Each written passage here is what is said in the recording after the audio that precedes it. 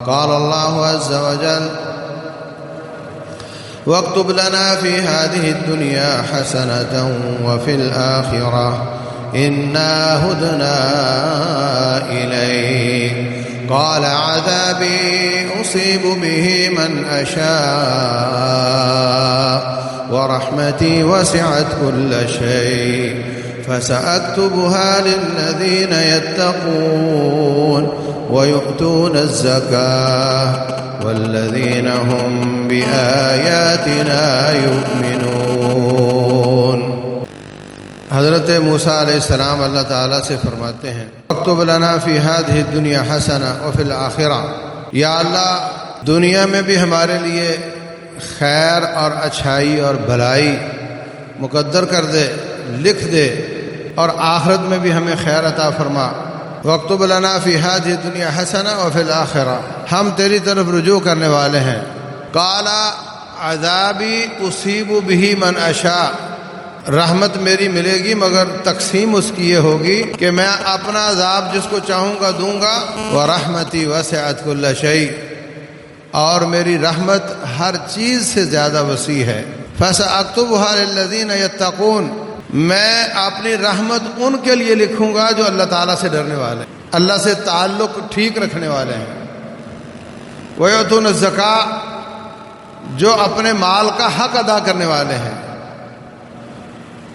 وَالَّذِينَ هُمْ بِآيَاتِنَا يُؤْمِنُونَ، اور وہ جو ہماری آیات پر ایمان لانے والے ہیں ہم ان پر اپنی رحمت نشاور کریں گے. عزیز بھائیوں، میں نے تذکرہ کیا تھا کہ عید کے بعد اللہ تبارک و تعالیٰ کی معرفت، اس کا تعارف، اس کے ناموں اور اس کی صفات کے ذریعے اس پر بات کرنے کی کوشش کریں گے. یہ موضوع ساری کائنات سے زیادہ اہم موضوع ہے، اس سے زیادہ اہم موضوع کوئی نہیں. کوئی تقریر کرتا ہے حالات حاضرہ پر، کوئی بات کرتا ہے سیرت مصطفیٰ پر صلی اللہ علیہ وسلم، کوئی بات کرتا ہے صحابہ کرام کی شان میں، کوئی اپنے اولیاء کے سچے جھوٹے قصے بیان کرتا ہے، کوئی ان کی کرامتیں بیان کرتا ہے. یہ سب موضوعات جمعے میں بیان کیے جاتے ہیں، لیکن اللہ کی معرفت کا بیان، اللہ کے ناموں کا بیان، اس کی صفات کا بیان، اس کا اور ان موضوعات کا اتنا ہی فرق ہے جتنا خالق اور مخلوق کا فرق ہے. وہ سب مخلوق کی بات کرتے ہیں اور یہ خالق کی بات ہے. اس سے بڑی اس کی شان اور عظمت کیا ہو سکتی ہے کہ یہ خالق کی بات ہے. ایک آدمی مضمون لکھتا ہے محمد علی جناح پر، ایک لکھتا ہے ڈاکٹر اقبال پر، ایک لکھتا ہے عمر اور ابو بکر پر، عثمان اور علی پر، ایک لکھتا ہے انبیاء پر، اور ایک لکھتا ہے کائنات کے رب پر. بہت فرق ہے. اور اللہ تعالیٰ کے ناموں کا اور اس کی صفات کا بیان یہ ایمان کا بیان ہے، یہ ایمان ہے. ایمان اور عمل میں فرق ہوتا ہے. پوچھا گیا ای الاعمال افضل یا رسول اللہ، سب سے افضل عمل کون سا ہے؟ آپ نے فرمایا الایمان باللہ، اللہ پر ایمان لانا، یہ سب سے افضل ہے. تو یہ ایمانیات کا حصہ ہے. ایمانیات میں بھی سب سے اعلیٰ بات ہے کہ رب ذوالجلال کا تعارف کیا جائے. اور آپ جانتے ہیں اللہ تبارک و تعالیٰ کی عظمت، اس کی کبریائی، اس کا خوف، اس کی تعظیم تب ہوتی ہے جب اس کا تعارف ہو. میں کہا کرتا ہوں کہ اگر لوکل بس پر میں جا رہا ہوں، سیٹ نہیں ملی تو کوئی سواری کہہ سکتی مولوی صاحب سیدھا ہو کر کھڑا ہو، گاڑی ہلتی ہے تو تیرا وزن مجھ پہ آ جاتا ہے. لیکن اگر ان میں کوئی مجھے جاننے والا بیٹھا ہوا ہے، آپ میں سے کوئی بیٹھا ہوا ہے، کوئی شاگرد بیٹھا ہوا ہے، وہ یہ بات کرے گا؟ فرق تو کوئی نہیں، میں تو وہی ہوں. جو چند ایک منٹ پہلے جس کو یہ کہا جا رہا تھا وہ میں ہی ہوں، اور اس کے بعد جب آپ نے مجھے دیکھا تو میں ہی ہوں، میں تو وہی ہوں، مگر فرق یہ ہے کہ وہ مجھے جانتا نہیں تھا اور آپ مجھے جانتے ہیں۔ آپ جانتے ہیں تو میرا احترام کریں گے، وہ نہیں جانتا تو احترام نہیں کرے گا۔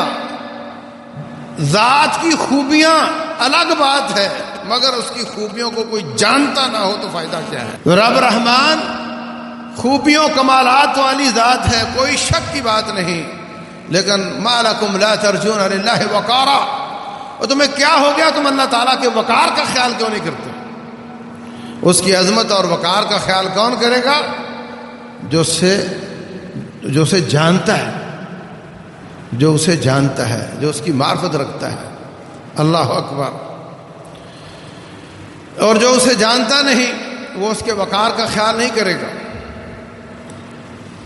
اس لیے فرمایا انما یخشی اللہ من عبادہ العلماء، اللہ تعالیٰ کا خوف اس کے دل میں ہوگا جو اس کو جانتا ہے، جو اس کو جانتا نہیں وہ اس سے کیا ڈرے گا؟ تو اللہ کا خوف، اس کی تعظیم، اس کی عظمت، اس کا وقار، اس کی شان، اس کی بزرگی، اس کی کبریائی، یہ سب باتیں بعد میں، سب سے پہلے کہ ہم اس کو پہچانیں وہ ذات کن کن کمالات کی مالک ذات ہے۔ اور اس کے کمالات کیسے معلوم ہوتے ہیں؟ اس کے ناموں سے، اس کے ناموں کے اندر موجود صفات سے، ان کو پہچاننے سے رب کا تعارف ہوتا ہے۔ رسول اللہ صلی اللہ علیہ وسلم کے پاس ایک ساتھی آتا ہے، کہتا ہے حضرت یہ لونڈی میری بکریاں چرا رہی تھی، اس نے سستی کی، بھیڑیا آیا بکری کھا گیا، مجھے اس پر غصہ آیا، میں نے اس کو تھپڑ مارا، پھر مجھے اس پر ترس آنے لگ گیا، اب میں سوچ رہا ہوں میرا دل مطمئن نہیں ہو رہا، میں اس کو آزاد ہی کر دوں، بس ایک ہے کہ آپ مجھے بتائیں کہ اگر یہ مومن ہے تو میں اس کو آزاد کر دیتا ہوں، آپ اس کا امتحان لے لیں، ٹیسٹ لے لیں۔ آپ نے اس کو 2 سوال کیے 50-50 نمبر کے۔ پہلا سوال این اللہ، اللہ کہاں ہے؟ یہ اللہ تعالیٰ کے صفات سے متعلق سوال ہے۔ یہ نہیں پوچھا اللہ ہے یا نہیں ہے، اللہ کو مانتی ہو؟ یہ نہیں پوچھا ایک رب مانتی ہو، زیادہ معبود مانتی ہو؟ کیونکہ اس زمانے میں تو زیادہ مسئلہ یہ بنا ہوا تھا کہ لوگ ایک سے زیادہ معبود مانتے تھے، بلکہ فرمایا این اللہ، اللہ تعالیٰ ہے کہاں؟ کہتی ہے فی السماء، اللہ آسمانوں پر۔ دوسرا سوال من انا، میں کون ہوں؟ کہتی ہے انت رسول اللہ صلی اللہ علیہ وسلم۔ فرمایا اعتقها فانها مؤمنہ، جاؤ اس کو آزاد کر دو، یہ مومن ہے، اس کے ایمان کی گواہی میں دیتا ہوں۔ اگر یہی سوال آج کے معاشرے میں کیا جائے، آپ جا کر لینا، آپ اپنے محلے کے لڑکوں سے کر لینا، آپ اپنے علماء سے کر لینا، آپ اپنی عوام سے کر لینا، میں دعوے سے کہتا ہوں 90 سے زیادہ فیصد لوگ فیل ہو جائیں گے، 90 سے زیادہ فیصد لوگ فیل ہو جائیں گے۔ غور کرو میں کیا بول رہا ہوں۔ نبی صلی اللہ علیہ وسلم کسی کا ایمان پرکھنے کے لیے جو امتحان کر رہے ہیں، اس میں مسلمانوں کے 90 سے زیادہ فیصد مسلمان فیل ہو جائیں گے۔ ان کے پاس یہ جواب نہیں۔ کوئی کہتا ہے اللہ تبارک و تعالی ہر جائی ہے، ہر جگہ ہے، نعوذ باللہ۔ کوئی کہتا ہے اللہ تعالی ہر چیز میں ہے۔ ہمہ اوست کا نتیجہ کا نظریہ، وحدت الوجود کا نظریہ، ابن عربی کا نظریہ کہ ہر چیز ہی رب ہے، نعوذ باللہ۔ ڈرامے میں ابن عربی کو لایا، حالانکہ اس کا زمانہ کوئی اور ہے، ڈرامے والوں کا زمانہ کوئی اور ہے، جس دور پر ڈرامہ بنایا گیا وہ زمانہ اور ہے، ابن عربی کا زمانہ اور ہے۔ اس کو گھسیٹ کر کیوں لائے؟ تاکہ وہ اپنے بڑوں کا تمہیں تعارف کروا سکیں۔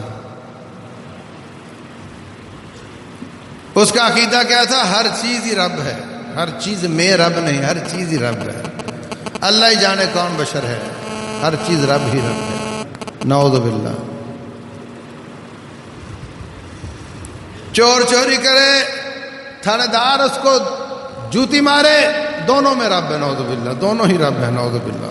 بدکار بدکاری کرے، دونوں میں رب ہے، دونوں ہی رب ہے، نعوذ باللہ۔ مخلوق اور خالق دو نہیں، یہاں خالق ہی خالق ہے، بس یہ نظریہ اس کا۔ کوئی کہتا ہے ہر جگہ، کوئی کہتا ہے ہر چیز رب ہے، کوئی کہتا ہے، اس سے پوچھو کہ جہاں گٹر ہے، گندا ہے، گندے نالے ہیں، وہاں بھی رب ہے، تو سوچ میں پڑ گیا، کہتا ہے نہیں وہاں تو نہیں، تو پھر کہاں رب؟ تو کہا کہ اللہ کہیں نہیں ہے، اللہ لامکاں ہے۔ لامکاں کا کیا مطلب؟ کہیں نہیں ہے، اللہ کہیں نہیں ہے، نعوذ باللہ۔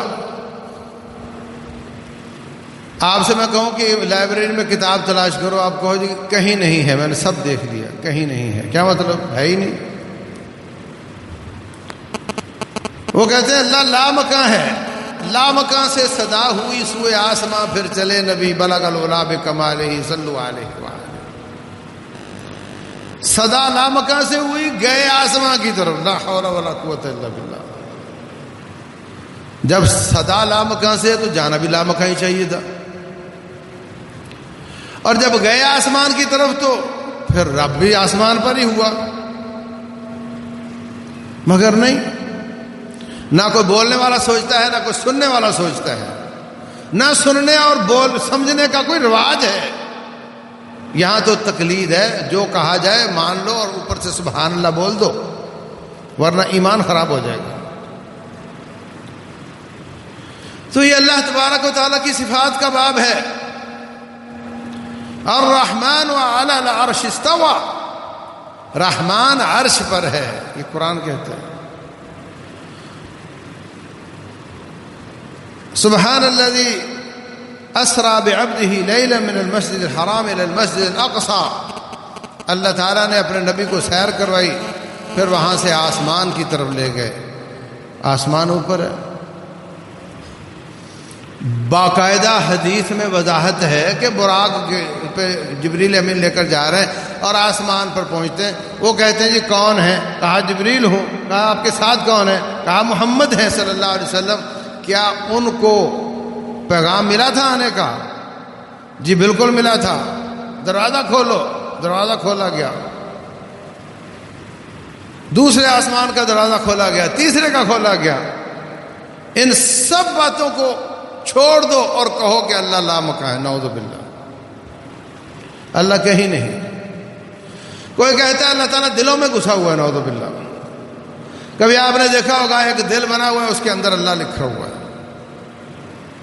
اس کی دلیل کیا ہے؟ کہا مسجد ٹھا دے، مندر ٹھا دے، ٹھا دے جو کچھ ٹھیندا، ایک بندے دا دل نہ ٹھاویں، رب دلاں وچ رہندا، نعوذ باللہ۔ اللہ اکبر، اللہ ساری کائنات سے بڑا ہے، تیرے دل میں آ گیا۔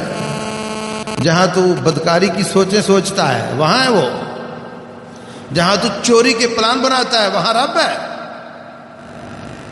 لا حول ولا قوت الا باللہ، انا للہ و انا الیہ راجعون۔ وہ تو اتنی بڑی ذات ہے، یہ خالق بڑا ہے، مخلوق بڑی ہے۔ بولو اللہ اکبر، ہر چیز سے بڑا ہے۔ جب خالق بڑا ہے، اتنا بڑا آسمان بنا دیا، یہ مخلوق ہے اور وہ اس سے بڑا ہے۔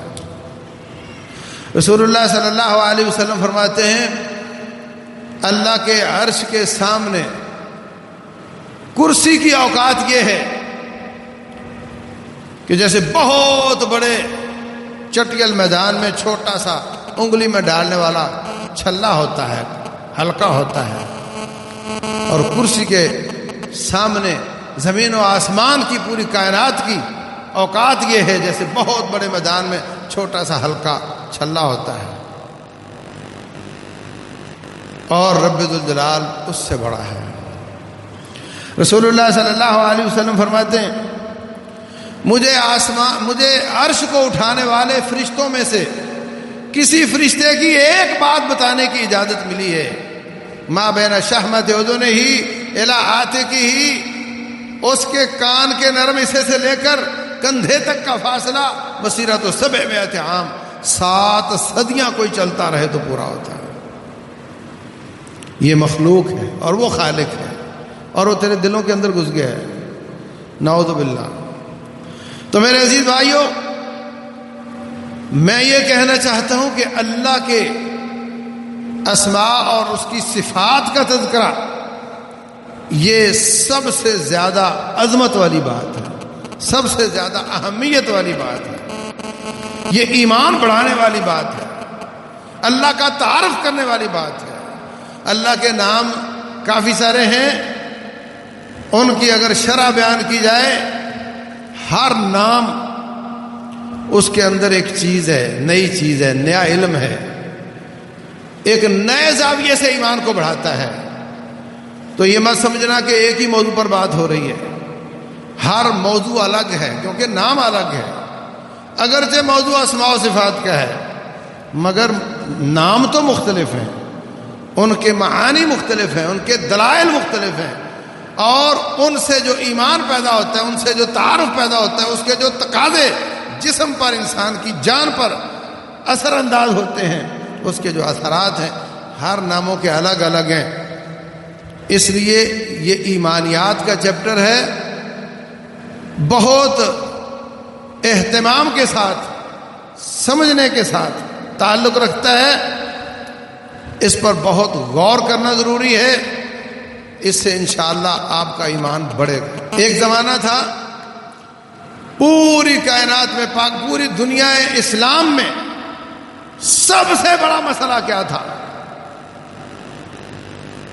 سب سے بڑا مسئلہ یہ تھا اللہ تبارک و تعالیٰ کی صفات کو مانا جائے یا نہ مانا جائے۔ مہدی، ہادی، ہارون الرشید کے بھائی، ان کے رشتہ دار، عباسی خاندان کے بادشاہ، ان کے زمانے میں کام کرنے کا تھا کوئی نہیں، مسلمان سٹیبل تھے، کسی قسم کا کوئی خطرہ تھا نہیں، تو انہوں نے یونان کی کتابوں کا عربی میں ترجمہ شروع کروا دیا۔ بڑے بڑے مترجم بیٹھے، یونان کے فلسفے، ارسطو، سقراط، بقراط، ان کے فلسفوں کے ترجمے، ان کی کتابوں کے ترجمے عربی زبان میں ہونے شروع ہو گئے۔ تو پہلے مسلمان علم لیتے تھے وحی سے، کتاب و سنت سے، اب علم آنے لگ گیا ان مخلوقات سے، تو اس کا ٹکراؤ ہوا، عقل اور علم کا ٹکراؤ ہوا، تو آہستہ آہستہ اس کے جراثیم بادشاہوں تک پہنچے۔ بادشاہوں نے بھی شریعت اور کتاب و سنت کے مقابلے میں لاجک اور منطق اور فلسفہ، علم الکلام، علم الجدل، اس کو ترجیح دینا شروع کی۔ بشر مریسی نام تھا، اس طرح کے اور بھی تھے، انہوں نے بادشاہوں کو قائل کر لیا کہ اللہ تبارک و تعالی بولتا نہیں، نعوذ باللہ، اللہ تبارک و تعالی بولتا نہیں، اللہ کی کلام کا انکار کر دیا۔ اللہ کی صفات سے تعلق ہے یا نہیں؟ اور کہا یہ جو قرآن ہمارے ہاتھ میں ہے یہ اللہ کی صفت نہیں، یہ مخلوق ہے، نعوذ باللہ۔ مقابلے میں علماء کھڑے ہوئے، اور سب سے زیادہ محنت اور سب سے زیادہ تکلیف حضرت امام احمد بن حنبل رحمۃ اللہ علیہ کو آئی۔ زمانے میں وہ جیل میں رہے، کہتے ہیں ایسے ایسے کوڑے مارے جاتے تھے کہ کسی بیل کو مارا جائے تو وہ بیٹھ جائے، اور لوگ ان کو مشورہ دیتے تھے، کہ آپ کہہ دو کہ قرآن مخلوق ہے، جان چھڑواؤ، اور بعد میں پھر اپنا عقیدہ سچا رکھ لینا، اللہ کے ساتھ معاملہ صاف کر لینا۔ جیل کی کھڑکی کھول کر کہتے ہیں دیکھو یہ کتنے لوگ آ جاتے ہیں کہ آج بھی اگر احمد بن حنبل مان گیا تو ہم بھی مان جائیں گے۔ میں ان سب کے عقیدے کی جنگ لڑ رہا ہوں، ان کا عقیدہ بچانے کی جنگ لڑ رہا ہوں۔ حکمران کے خلاف خروج نہیں کیا، لوگوں کو ان کے خلاف کھڑا ہونے کی تلقین نہیں کی، لیکن مار کھاتے رہے۔ اللہ اکبر۔ مسئلہ کیا تھا؟ وہ کہتا تھا قرآن مخلوق ہے۔ مخلوق جو ہوتی ہے وہ ایک زمانہ ہوتا ہے جب وہ موجود نہیں ہوتی۔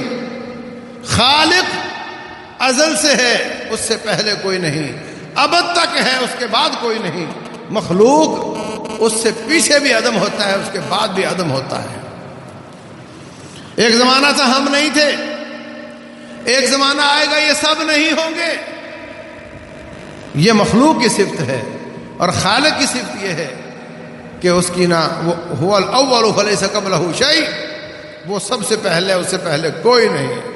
والآخر وليس بعده شيء، وہ سب سے آخر میں ہے، اس کے بعد کوئی نہیں، نہ اس کی کوئی ابتدا ہے نہ اس کی کوئی انتہا ہے۔ تو اگر اللہ تعالیٰ کی کلام کو مخلوق مانا جائے تو اس کا مطلب یہ ہوا کہ ایک زمانہ تھا اللہ تعالیٰ نعوذ باللہ بول نہیں سکتا تھا، اور ایک زمانہ آئے گا یہ قرآن ختم ہو جائے گا، جبکہ یہ اللہ کی صفت ہے۔ اللہ ہمیشہ سے بولنے کی طاقت رکھتا ہے اور ہمیشہ بولتا رہے گا۔ رب ذوالجلال نے آدم علیہ السلام سے بات کی، یا آدم اسکن انت وزوجک الجنہ۔ اللہ تبارک و تعالی نے نوح علیہ السلام سے بات کی، یا نوح اہبط بسلام منا وبرکات علیک وعلی ممن معک۔ اللہ تبارک و تعالی نے ابراہیم علیہ السلام سے بات کی، یا ابراہیم اعرض عن ھذا، یا ابراہیم قد صدقت الرؤیا ونادیناہ ان یا ابراہیم قد صدقت الرؤیا۔ اللہ تبارک و تعالیٰ نے موسیٰ علیہ السلام سے بات کی، یا موسیٰ اقبل ولا تخف۔ اللہ تبارک و تعالیٰ نے باقی انبیاء سے بات کی۔ اللہ تعالیٰ نے اپنے نبی سے بات کی، یا ایھا المزمل، یا ایھا المدثر، یا ایھا النبی، یا ایھا الرسول۔ اللہ نے ڈائریکٹ اپنے نبیوں سے بات کی۔ اللہ قیامت والے دن باتیں کرے گا، اللہ ملاقاتیں کرے گا، لوگوں سے باتیں کرے گا، اللہ تعالیٰ جنتیوں سے باتیں کرے گا۔ قال اخسؤوا فیہا ولا تکلمون، اللہ جہنمیوں سے بات کرے گا۔ اللہ اکبر۔ اللہ تعالیٰ ہمیشہ سے بات کر سکتا ہے، ہمیشہ سے بات کرتا رہا ہے، ہمیشہ بات کرتا رہے گا۔ یہ اللہ کی صفت ہے۔ تم یہ کہتے ہو کہ اللہ کی مخلوق ہے، نعوذ باللہ، ایک وقت آئے گا نعوذ باللہ وہ بول نہیں پائے گا، ایسا ہرگز نہیں۔ تو یہ اللہ کی جناب کی بات تھی، ایمانیات کی بات تھی۔ امام احمد ڈٹ گئے کہ میں نہیں مانتا یہ مخلوق ہے، قرآن اللہ کی صفت ہے، اور اللہ کی ذات کی قسم اٹھانا بھی جائز ہے، اللہ کی صفات کی قسم اٹھانا بھی جائز ہے۔ یہی وجہ ہے کہ قرآن کا حلف جائز ہے۔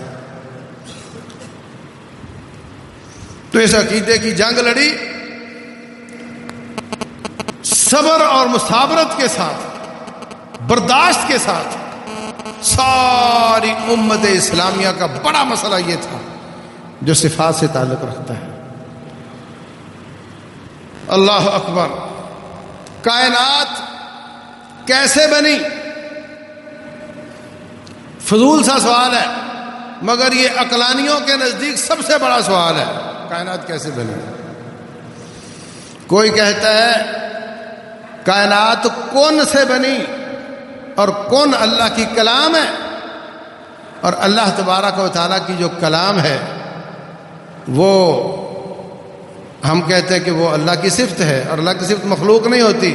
لہذا یہ جو کچھ نظر آتا ہے یہ سارے کا سارا چونکہ اس کی کلام سے بنا ہے، اس لیے یہ مخلوق نہیں ہے، نعوذ باللہ۔ یہی ابن عربی کا نظریہ۔ تو پاؤں پھسلا کہاں سے؟ اللہ تعالیٰ کی صفات کو نہ سمجھنے سے۔ اللہ تعالیٰ کی صفات کو نہ سمجھنے سے قدم پھسلا اور بہت دور نکل گیا۔ کوئی کہتا ہے یہ اللہ تعالیٰ کے علم سے ساری کائنات بنی.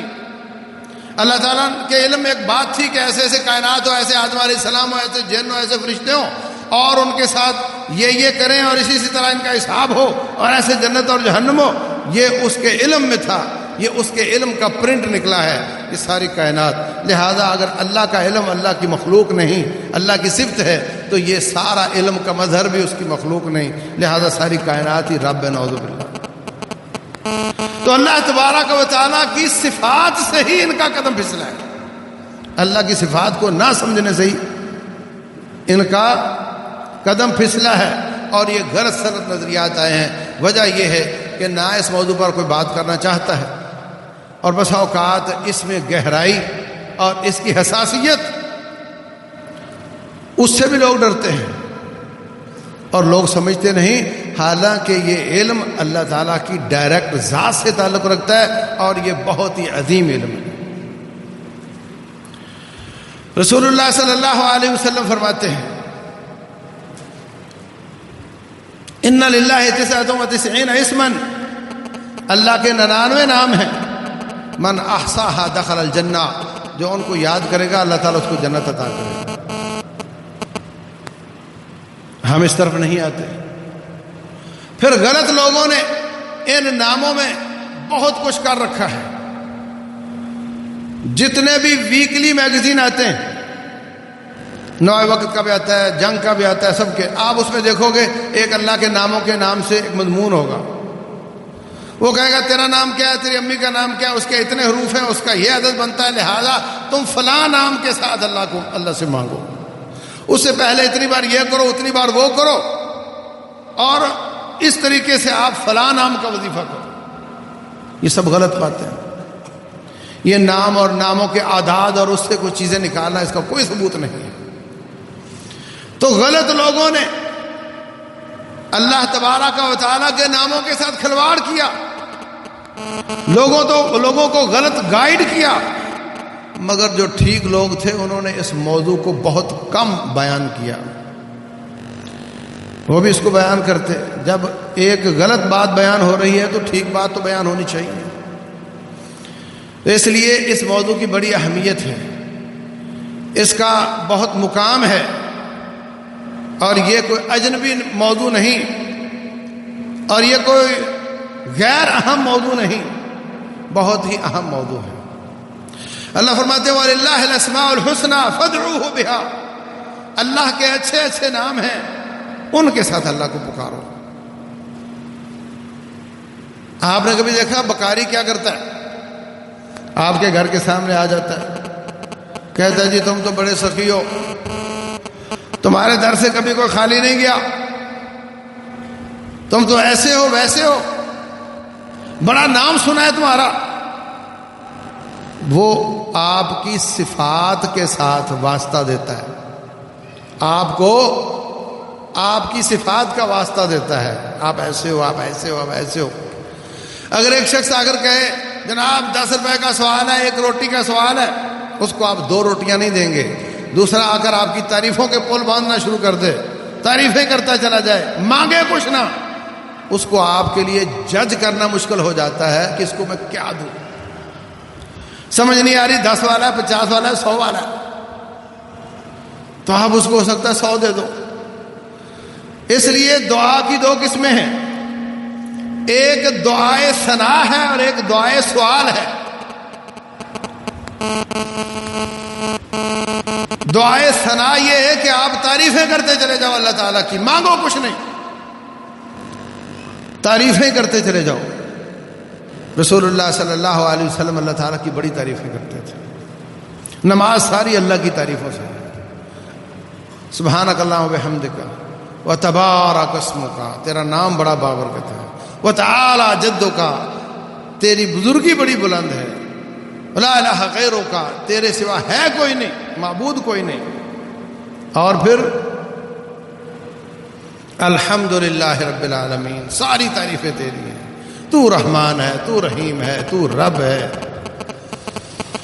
سب تعریفیں ہیں. سبحان ربی العظیم، تعریفیں تعریفیں ہیں. سبحان ربی الاعلی، تعریفیں تعریفیں ہیں. التحیات للہ والصلوات والطیبات، ہر قسم کی قولی فعلی بدنی مالی ہر قسم کی تعریفیں اور عبادات تیرے نام ہیں. یہ سب اللہ کی تعریفوں ہیں. نماز ساری کبھی الٹے ہو کر رب کی تعریفیں، کبھی سیدھے ہو کر رب کی تعریفیں. یہ سب مانگنے کے بھیس، یہ بکاری کے طریقے ہیں. الٹا سیدھا ہو کر رب کو راضی کر رہا ہے. عائشہ صدیقہ رضی اللہ تعالیٰ عنہ فرماتی، ایک دن آپ بستر پر نہیں تھے، اندھیرا تو ہوتا تھا، میں ٹٹولتی آگے بڑھی تو آپ معلوم ہوا کہ نماز پڑھ رہے سجدے میں ہیں. تو میں نے سوچا کہ میں کان لگا کر سنتی ہوں کہ رب سے کیا باتیں چل رہی ہیں، رب سے کیا باتیں چل رہی ہیں. فرماتی آپ یہ فرما رہے تھے، اللہم انی اعوذ برضاک من سخطک، یا اللہ میں تیری ناراضگی سے بچنے کے لیے تیری رضا کی کا واسطہ دیتا ہوں، اس کی پناہ میں آتا ہوں. وبمعافاتک من عقوبتک، میں تیری عقوبت اور سزا سے بچنے کے لیے تیری معافی کا پناہ کا طلبگار ہوں. وبک منک، تجھ سے تیری پناہ مانگتا ہوں.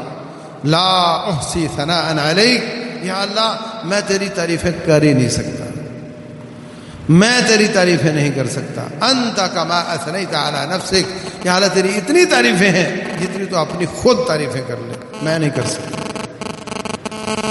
تو یہ سوال نہ کرنا اور خالی تعریفیں کرتے چلے جانا، یہ بھی سوال اور بکاری کا ہی ایک بیس ہے. اور اس میں مانگنا کہ یا اللہ میرا یہ مسئلہ ہے، میرا وہ مسئلہ، یہ حل کر دے وہ حل کر دے، یہ بری بات نہیں، یہ بھی دعا کا دوسرا طریقہ ہے. تو میرے عزیز بھائیوں، جب اتنا بڑا دعا کا طریقہ صرف رب کی ثنا ہے، اور رب کی ثنا ہوتی ہی اس کے ناموں سے ہے، اس کی صفات سے ہے. رسول اللہ صلی اللہ علیہ وسلم فرماتے ہیں قیامت کا دن ہوگا، رب ذوالجلال بہت زیادہ ناراض اور غصے میں ہوں گے. ساری کائنات آدم علیہ السلام کے پاس جائے گی، یہ آپ ہماری سفارش کر دیں کہ اللہ کم از کم حساب شروع کر دے. بعد میں کیا ہوگا وہ بعد کی بات ہے، حساب تو شروع کر دے. وہ کہیں گے اللہ نے مجھے فرمایا تھا سب کچھ کھاؤ، ایک درخت نہیں کھانا، میں نے وہ کھا لیا تھا، اس لیے میری تو ہمت نہیں ہو رہی. اس میں ایک لفظ ہے، آج رب اتنا ناراض ہے جتنا کبھی ناراض نہیں، اس لیے میں تو یہ نہیں کر سکتا، سوری. آپ ابراہیم کے نوح علیہ السلام کے پاس چلے جاؤ، نوح علیہ السلام بھی معذرت کر لیں کہ میں نے بیٹے کی سفارش کر دی تھی. آپ ابراہیم کے پاس چلے جاؤ اور تمام نبی یہ بات کہیں گے کہ آج رب اتنا ناراض ہے جتنا کبھی ناراض نہیں ہوا. اور جو صفات کے منکر ہیں وہ اللہ تعالیٰ کی ناراضگی کے بھی منکر ہیں، اللہ کی خوشنودی کے بھی منکر ہیں. وہ کہتے ہیں نہ رب محبت کرتا ہے اور نہ رب ناراض ہوتا ہے. اور یہ میں کوئی خلائی مخلوق کی بات نہیں کر رہا، یہ آپ کے محلے میں بسنے والے لوگوں کی بات کر رہا ہوں، اس پورے علاقے کے لوگوں کی بات کر رہا ہوں. وہ الگ بات ہے کہ آج لوگوں کو اپنے عقیدے کا بھی نہیں پتا، اچھی بات ہے، برے عقیدے کا نہ بتاؤ، لیکن کتابوں میں یہی لکھا. پھر چلتے چلاتے موسیٰ علیہ السلام، عیسیٰ علیہ السلام، اور میرے پاس لوگ آئیں گے، میں کہوں گا آنا لہا، یہ کام میں کروں گا. پھر اللہ تعالیٰ، میں سجدے میں گر جاؤں گا، اللہ تعالیٰ اپنی ثنا اور تعریف اور بزرگی کے وہ کلمات مجھے اس وقت سکھائے گا جو اب تک نہیں بتائے. اس میں علماء یہاں بیان کرتے ہیں کہ وہ اللہ کے مخصوص نام ہیں جو اللہ تعالیٰ اس وقت بتائے گا. مخصوص قسم کی انتہائی ناراضگی اور غصے کو ختم کرنے کے لیے مخصوص قسم کے اسپیشل نام اللہ تعالیٰ بتائے گا جن کا واسطہ دے کر میں مانگوں گا. رب ذوالجلال فرمائے گا ارفع راسک، سر اٹھائیے، سل تعطی، مانگو میں دوں گا، واشفع تشفع، سفارش کرو میں ماننے کے لیے تیار ہوں. تو کہانی تو ساری اللہ کے ناموں کی ہے، معاملات تو سارے اسی سے ٹھیک ہوتے ہیں. اللہ اکبر. تو ہم انشاءاللہ آئندہ اللہ تعالیٰ کے ناموں کو پڑھیں گے، ان کو سمجھیں گے، ان کے تقاضے پورے کرنے کی کوشش کریں گے اور اللہ تعالیٰ سے ان کے ذریعے دعا مانگیں گے۔ وَلِلَّهِ الْأَسْمَاءُ الْحُسْنَىٰ فَادْعُوهُ بِهَا، اللہ کے اچھے اچھے نام ہیں، ان کے ساتھ اس کو پکارو۔ وَذَرُوا الَّذِينَ يُلْحِدُونَ فِي أَسْمَائِهِ سَيُجْزَوْنَ بِمَا كَانُوا يَعْمَلُونَ، جو لوگ اللہ کے ناموں میں الحاد کرتے ہیں ان کو چھوڑ دو، الحاد کرنے والوں کو چھوڑ دو۔ الحاد کیا ہے؟ اللہ کے ناموں کو بگاڑنا، مخلوق کے نام وہ رکھ دینا جو صرف اللہ کا نام ہو سکتا ہے، یا اپنی طرف سے اللہ کے نام بناتے چلے جانا۔ یہ سب انشاءاللہ تفصیل کے ساتھ ان کے تذکرے آئیں گے، تو کوشش کریں کہ آپ وقت پر آیا کریں۔ یہ علمی باتیں ہیں، اس میں ایسا نہیں کہ ایک قصہ جو شروع میں شروع ہوا تھا وہ آخر تک چل رہا ہے، بلکہ 10 منٹ 5 منٹ لیٹ ہونے والا بھی نقصان اٹھاتا ہے۔ ایک نقصان تو اس کو علمی ہوتا ہے، دوسرا نقصان اس کو یہ ہوتا ہے کہ گناہ ملتا ہے۔ جب اذان ہو جائے تو سب کا آنا لازم ہوتا ہے۔ اذا نودی للصلاۃ من یوم الجمعہ فاسعوا الی ذکر اللہ، اللہ کا حکم ہے۔ اس لیے اذان تک پہنچ جایا کرو، کوشش کیا کرو اپنے ساتھ کسی نہ کسی ساتھی کو لے کر آیا کرو، اور علم حاصل کرنے کی نیت کر کے آیا کرو، آپ کو اللہ تعالیٰ طالب علموں کا اجر عطا فرمائے گا۔ رسول اللہ صلی اللہ علیہ وسلم فرماتے ہیں زمین و آسمان کی ہر چیز اللہ کا دین سیکھنے سکھانے والے کے لیے دعائیں کرتی ہے، حتیٰ کہ بلوں میں چیونٹیاں بھی دعائیں کرتی ہیں اور سمندروں کی مچھلیاں بھی دعائیں کرتی ہیں۔ اور فرمایا جو علم حاصل کرنے کے لیے آتا ہے اللہ تعالیٰ اس کا جنت کا راستہ آسان فرما دیتا ہے۔ تو یہ سب فضیلتیں حاصل ہوں گی انشاءاللہ۔ نیت لے کر وقت پر پہنچو، سمجھنے کی کوشش کرو، اور نیند اپنی پہلے پوری کر لیا کرو، اور فریش ہو کر چائے پی کر آیا کرو۔ اللہ تعالیٰ برکت دے۔ سبحانک اللہم و بحمدک اشہد ان لا الہ الا انت استغفرک و اتوب الیک۔